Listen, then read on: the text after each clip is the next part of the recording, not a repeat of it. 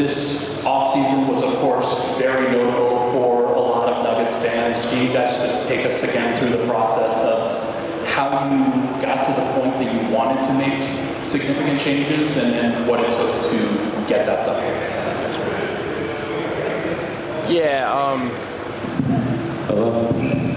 So the season ended. I think we felt like we had a great run in the playoffs. The focus was on depth more than anything, and that's kind of how the conversation started in terms of potentially what's out there in trades and free agency. You have to prepare, and we don't know how that looks like until it's ready to execute, but I think the only tangible thing we really chose was to make sure we added depth, and we felt like we did that, and we feel like we're ready to go for this season. Yeah, to echo that, I mean, I came in a little bit towards the back end. Outside of depth, obviously the coaching change, some change in the front office as well. You wanted to get some personalities that, our coaches knew they could coach, could play, and kind of plug and play situations. So I think we're able to accomplish that. Our guys seem excited and happy to get back. Guys, what have you observed from the organization this summer, from the players, the coaches, to everybody in the organization that gives you confidence that the culture is in a good spot? How much of your emphasis this summer was about getting the culture back there? And what things did you do? I think it started for us with just collaboration with the front office, our ownership group, obviously the coaching staff, Coach Adelman and his vision. So I think what we just wanted to do was almost keep it simple in that sense. We felt like after the changes were made at the end of the season, there was a ton of enthusiasm and positive energy. We saw that with the group in the playoffs. We wanted to just kind of keep that energy going and just continue to build the culture and the foundation with having a selfless environment. It starts from the top with Mr. Krunke and Josh. It flows down to the front office, the coaching staff, and the players and the staff, and we feel like we're in a good place with all that.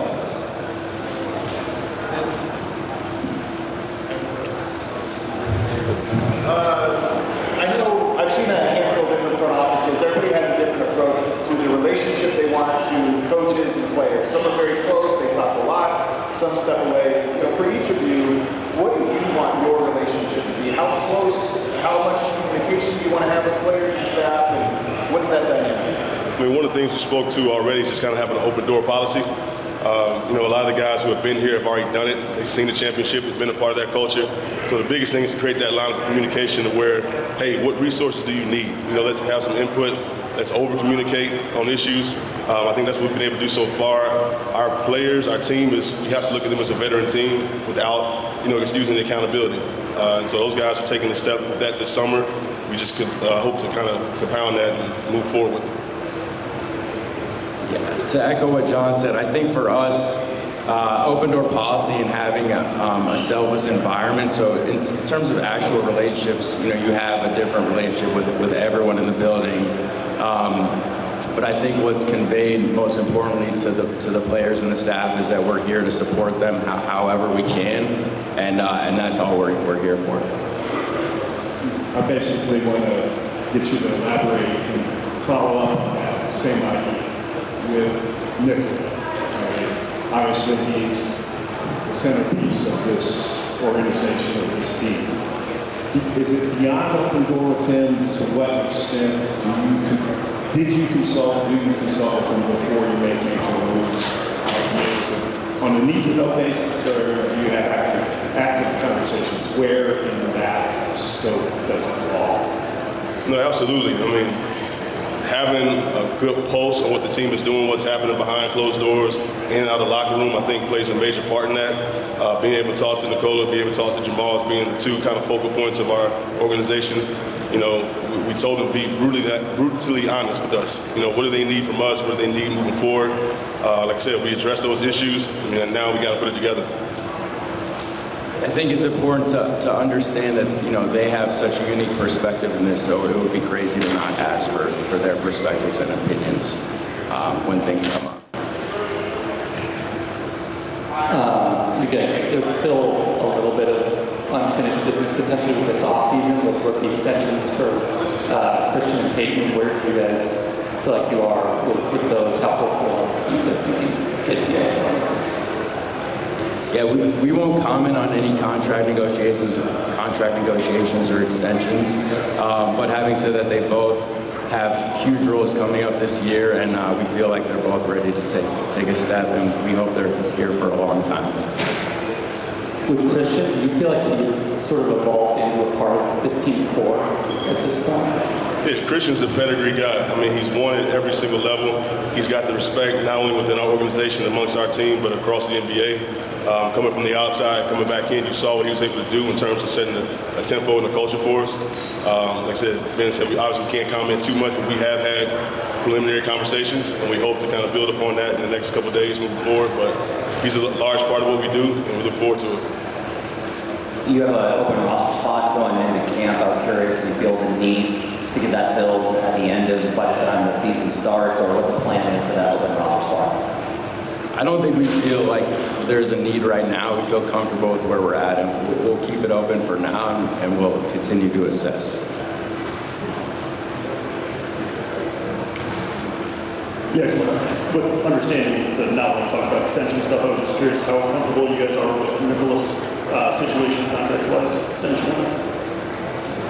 No, we feel good with that. I mean, we talked to him. He's in a good headspace. Obviously, like I said, we can't get into numbers or specifics, but he's in a good headspace, as are we. So we hope to, like I said, continue to further that relationship.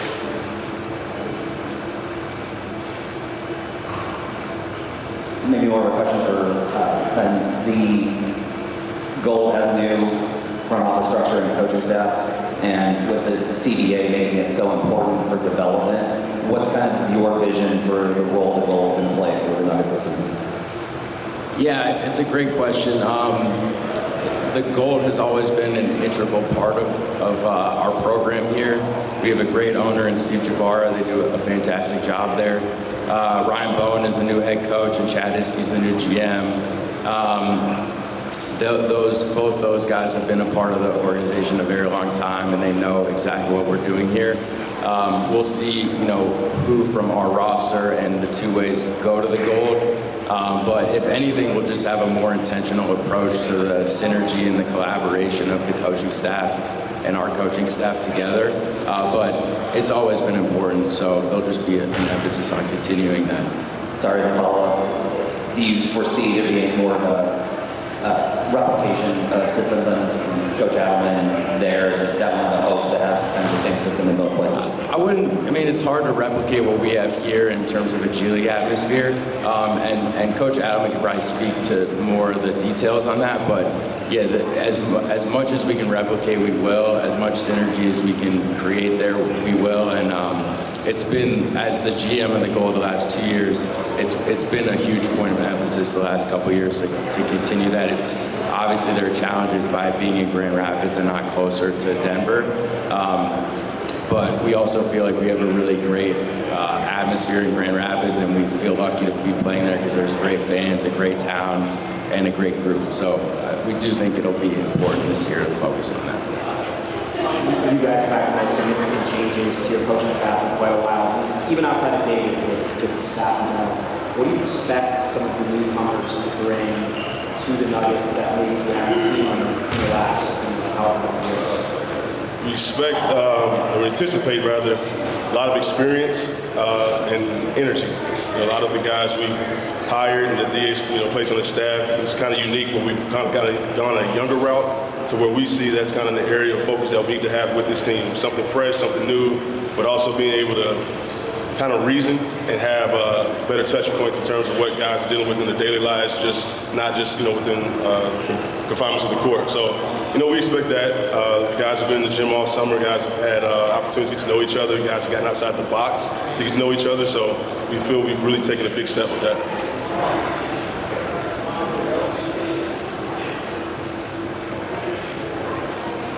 For both of you guys, there's been a lot of change here, and obviously you guys have both talked about experience as well as you. What are you most interested to see as this team unfolds over the course of the season? One of the areas is just the accountability and the control our guys are taking over their own success. Have to commend Jamal Murray this summer for how he was really vocal and talking to the young guys, getting guys in the gym, whether it be here or playing pickup elsewhere, really getting to know each other, understand what they need. And then again, just back to our young guys, they really took them the step this summer in terms of development. We expect sort of a breakout year for some of our younger guys. You look at Jalen Pickett, you look at Spencer, you look at Julian, look at guys like that who've been in the gym. That's an area of excitement for us, so we look forward to it. What were the sort of main goals for you guys when you went to Europe for some of the Eurobasket stuff, and what did you feel like was maybe the most rewarding thing about that trip, or what you were able to sort of get done just by being around a couple of your players? I think purely just connecting with, we went to Latvia to see Nikola and the Serbian team, and then we went to Finland to see Jonas and the Lithuanian team. Purely just connecting with them. We hadn't met Jonas in person since we got him in the trade, so I wanted to sit down with him and talk to him about our roster and just kind of checking in with him as more of a human being. And then we had Augie Stojakovic was a coach for Serbia, Jason Miller was a trainer, so really just connecting and seeing those guys and checking out some fun basketball out there.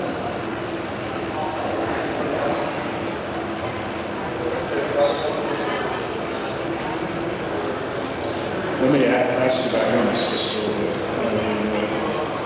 After the deal was made, there was a lot of chatter that it might be here, it might not. How did that process go? Was it easy? Was it hard? What was it? Yeah, we won't comment on all the reports out of Europe. From us, it was a simple perspective. We traded for him. He was our player, and we had nothing but positive conversations about him joining the Nuggets. So from our side, it was kind of an easy perspective. Going over there and connecting with him and just kind of getting to know him more as a human being, it was just really healthy to spend time with him and talk to him about our team and how excited he was about our roster. So we just spent a lot of time talking about the roster and kind of how he fits in, and nothing but pure excitement from his perspective. Thanks.